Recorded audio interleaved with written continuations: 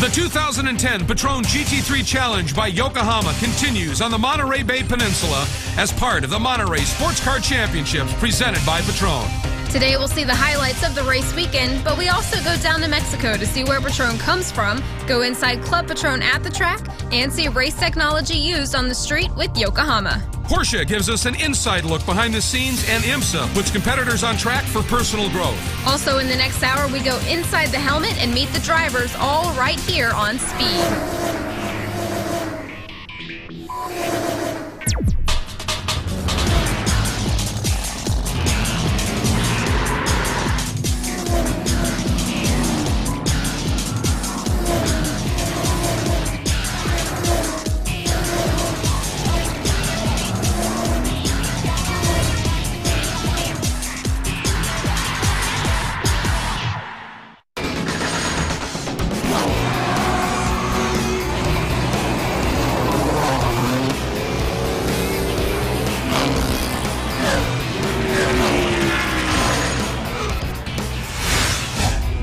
If you're visiting California's legendary Monterey Peninsula, atmosphere is either at or near the top of your list of reasons why. Well, that's something that the folks at Patron know more than a little about, and a visit to the Patron hospitality area at any round of the Patron GT3 Challenge by Yokohama is a simply perfect plan. Hi everybody, I'm Greg Kramer. Joining me as always is Jamie Howe. And Jamie, some changes though in terms of this round of the championship. First of all, instead of being the season finale as it has been in seasons past, it's now in May.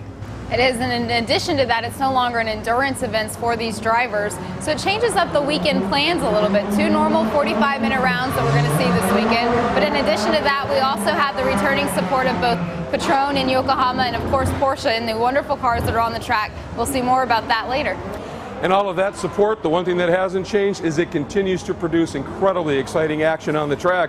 And of course, we've got that coming for you as we get underway with rounds 3 and 4 of the Patron GT3 Challenge by Yokohama here at Monterey. And this legendary track is certainly challenging. 11 turns, 2¼ miles, and last year Bob Fietta clinched his 3rd straight championship right here, so nobody better than him to give us a tour. Here we are accelerating down the straightaway up to roughly 150 miles an hour under the start-finish bridge, through turn 1 and into a heavy braking zone downhill of turn 2. Turn 2 is a double apex corner, second gear corner. We accelerate out of turn 2, accelerating up through the gearbox into 4th gear, quickly back down into 3rd gear to make turn 3. Turn 3 is a relatively high-speed corner leading into the high-speed turn 4. As we accelerate down into turn 4, slight braking, turn in, and back up through the gearbox. We'll be reaching about 130 miles an hour as we approach turn 5. 2 gear shifts into turn 5, the left-hander, will start bringing you in the uphill portion of the Laguna Seca Raceway. Now this next corner coming up, turn 6, is one of the most difficult corners on this course. You have to carry speed and momentum to get up the hilly section of approaching the corkscrew. We're going to go all the way up into the 5th gear, very cautious to keep the line straight as we approach this hilly area, and heavy braking as we enter the corkscrew. Down through the corkscrew, which is one of the most famous turns in motor racing, we accelerate downhill. A breathe out of the throttle and then right back into the throttle for a more flowing part of the track, which is turn 9 and turn 10. Turn 10, lots of grip, kind of a bull type corner, which will lead us down into turn 11, which brings us back onto the front straightaway. When we come back, we'll take a look at qualifying and then head down to Mexico for a look at the precious prickly plant used to produce the perfect Patron product. The Patron GT3 Challenge by Yokohama is presented by the Patron Spirits Company, the #1 ultimate tequila in the world, simply perfect. And by Yokohama, where technology drives better tires. And by Speed. Welcome back to Monterey. Let's get you to our starting lineup in the Platinum category, the front row. Bit of a surprise on the outside, Mike Shine in his series debut, joining points leader Ross Smith, then Amadeo Quiro and Daryl Carlisle, the veteran, in row 2. Then Chris Cumming, the driver who's got open wheel experience, joined by former GTU champion Jorge Treos. Then we go back to Tim Rosengrant, the Tim's Auto Body entry, and John Baker tied in the points with the gentleman who qualified just adrift of him, Brett Holden. And then Peter Lesafra and Gary Pennington round out the Platinum class. But right now, let's get down to Jamie, who's caught up with our front row qualifiers. Coming into round number 3 of the 2010 season, Ross Smith is able to capture the 3rd consecutive overall pole in the Platinum class. Ross, how are you able to keep getting pole after pole? You know, I can't lie, it feels really good to get 3 poles in a row. The team works really hard at it. They put blood, sweat, and tears into this thing, and they put the pressure on me to go out there and do it, and I just return the favor, you know, and our whole team's all about innovation. So we work harder and harder and harder to get this car faster and faster, and we want to continue to keep setting the bar. And if it wasn't for my dad for putting me in a go-kart at the age of 9, I sure as heck wouldn't be here, you know, on the pole right now either. And I gotta really thank Ed Brown with Patron for putting out the sponsorship out here on these Cup cars, because otherwise, again, we still wouldn't be out here. And you know, Porsche Motorsports built a heck of a car. You know, I mean, that thing's amazing. Yokohama gave us some good rubber, and you know, just from there, we're just going to try to keep trucking along. On Thursday, it was a struggle, you know, my first time at the track, so I was a little rough, I had a few spins, but coming into Friday, it was a new day, so I just took it like that. Friday practice, big step forward for me, and then just on qualifying, you know, I found an open lap and I went for it and paid off. I got the 29-1, so it was good enough for 2nd place, so I was happy with that. What are your expectations for the weekend? Well, I know Ross is going to be quick, so I'm just going to try and stick to him, see if he can make a mistake, and then hopefully I can capitalize on that. And with that, let's take a look at our gold class qualifying lineup. The front row, if you will, both NGT Motorsports drivers, Carlos Eduardo and Enrique Cisneros, separated by 1/100th of a second. Then here's the rest of the story. Kendall Smith in 3rd, back to 10th, folks, covered by 1 second. Incredibly close action.